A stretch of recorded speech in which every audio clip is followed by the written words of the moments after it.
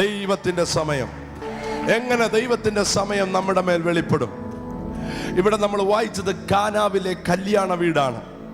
2-ാം അധ്യായം യോഹന്നാന്റെ സുവിശേഷത്തിൽ യേശു ചെയ്ത ആദ്യത്തെ അത്ഭുതത്തെ പറ്റി പറയുകയാണ്. അതൊരു കല്യാണ വീടാണ്. ആ കല്യാണ വീട്ടിൽ യേശുവും യേശുവിൻ്റെ അമ്മയും യേശുവിൻ്റെ ശിഷ്യന്മാരും ഉണ്ടായിരുന്നു. ആ വീട്ടിൽ ഒരു പോരായ്മ വന്നു. ആ വീട്ടിൽ ഒരു ശൂന്യത വന്നു. ആ വീടിനോട് അടുത്ത് ബന്ധമുള്ളത് കൊണ്ടായിരിക്കാം മറിയ ഈ രഹസ്യം അറിഞ്ഞു.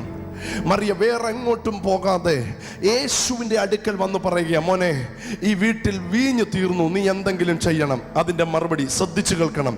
അതിൻ്റെ മറുപടി, എന്നാ പിന്നെ ഇപ്പം ചെയ്തേക്കാമെന്നല്ല യേശു പറഞ്ഞത്. എന്താ പറഞ്ഞത്? എൻ്റെ നാഴിക ഇതുവരെയും വന്നിട്ടില്ല എന്ന് വെച്ച എൻ്റെ സമയം ഇതുവരെ ആയിട്ടില്ല. ഇത് കേട്ടാൽ വാസ്തവത്തിൽ എന്താ ചെയ്യുന്നത്? നമ്മൾ തിരിച്ചു പോകും. എന്നാ പിന്നെ ഇനിയും ബുദ്ധിമുട്ടിക്കണ്ട എന്നിപ്പം തിരിച്ചു പോകും. പക്ഷെ മറിയ അതിന് തയ്യാറായില്ല. അതാണ് ഇന്നത്തെ സന്ദേശം. മറിയ അതും കേട്ടിട്ട് വീട്ടിൽ പോയില്ല. സമയമല്ലെന്ന് പറഞ്ഞെടുത്ത് അവൾ തിരിച്ച സമയത്തെ കൊണ്ടുവന്നു. മറിയോട് യേശു പറഞ്ഞു, എൻ്റെ നാഴിക വന്നിട്ടില്ല, നീ വെയിറ്റ് ചെയ്യ. പക്ഷേ അത് പറഞ്ഞ് കേട്ടിട്ട് തിരിച്ചു പോയില്ല. സമയമായില്ലെന്ന് പറഞ്ഞിടത്തേക്ക് അവൾ സമയത്തെ തിരിച്ചു കൊണ്ടുവന്നു. ഇന്ന് പകൽ ആരോ പറയുന്നു, സമയമായില്ല ബ്രദറെ, സമയമായില്ല, സമയമായില്ല, ഞാൻ ഇങ്ങനെ തന്നെ നശിക്കും, സമയമായില്ല. എന്നാ കേട്ടോ, അത് നിന്റെ വീട്ടിനകത്ത് തിരിച്ചു സെറ്റാകാൻ പോവേ. നീ അതിനെ തിരിച്ചു കൊണ്ടുവരാൻ പോവാ.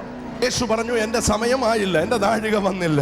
പക്ഷേ അല്പസമയം കഴിഞ്ഞപ്പോൾ നാഴിക വന്നില്ലെന്ന് പറഞ്ഞ അതേ വീട്ടിനകത്ത് സമയത്തെ കഥ വെളിപ്പെടുത്തി. ആണോ അല്ലയോ? അത്ഭുതം ചെയ്തോ ഇല്ലയോ? മിണ്ടുന്നില്ല. അത്ഭുതത്തെ ചെയ്തു.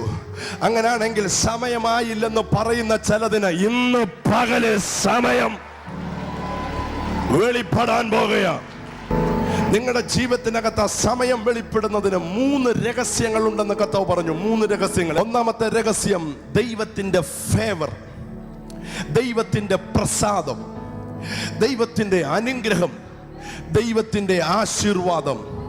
ഒരാളുടെ മേൽ ഈ അനുഗ്രഹം ഉണ്ടെങ്കിൽ, ഒരാളുടെ മേൽ ഈ പ്രസാദം വെളിപ്പെട്ടാൽ, ഒരാളുടെ മേൽ ഈ ഫേവർ വെളിപ്പെട്ടാൽ, എത്ര സമയമല്ലെന്ന് പറഞ്ഞാലും അത് അവന്റെ സീസണായി അവൻ മാറ്റും. ഇത് ദൈവവുമായി യാതൊരു ബന്ധമില്ലാത്ത ആളാണെന്ന് വിചാരിക്കുക. ഇവന്റെ ലൈഫിലെല്ലാം തെറ്റായത് സംഭവിക്കുകയാണ്, പ്രശ്നങ്ങൾ സംഭവിക്കുകയാണ്.